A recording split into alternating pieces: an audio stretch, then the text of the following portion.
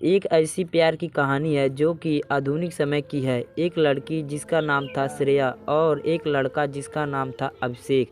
श्रेया और अभिषेक एक साथ कॉलेज में पढ़ते थे।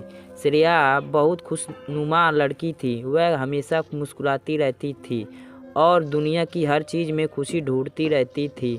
वह हमेशा लोगों के बीच में अपनी खुशियों को बांटती रहती थी। वह अभिषेक से पहली बार कॉलेज में मिली जब वह अपने दोस्तों के साथ बैठी थी।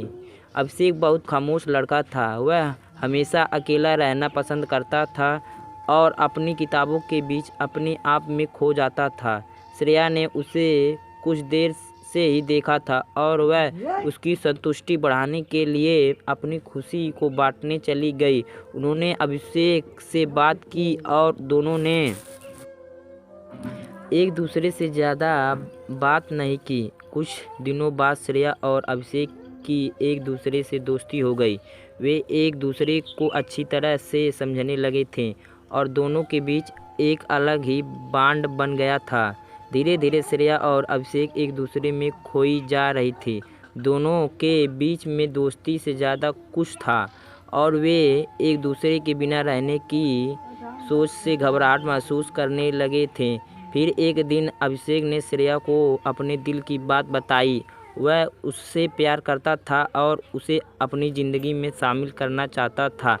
श्रेया भी अभिषेक से बहुत प्यार करती थी और उसे अपने साथ जीवन भर के लिए स्वीकार कर लिया। उनकी प्यार की कहानी बहुत ही सुंदर थी और उनका प्यार एक दूसरे के साथ सदैव रहा। श्रेया उनकी ज़िंदगी बहुत खुशी और प्यार से भर गई। वे एक दूसरे के साथ हमेशा समय बिताने लगे थे और अपने भविष्य की योजनाएं बनाने लगे थे। श्रेया और अभिषेक की शादी कुछ ही महीनों में हो गई और उनके दोनों के परिवार भी उनके साथ बहुत खुश थे।